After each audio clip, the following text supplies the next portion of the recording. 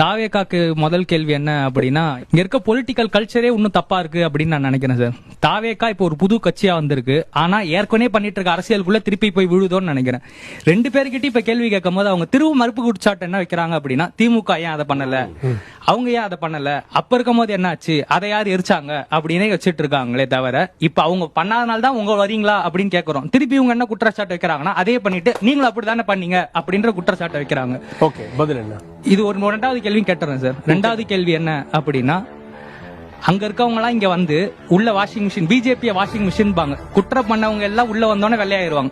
அஜித் பவார்ல இருந்து அனைவரும் இதேதான். அதுக்கு முன்னாடி கேஸ் இருக்கும், இங்க வந்து சேர்ந்தோன்னே எல்லாம் நல்லவங்களாயிருவாங்க.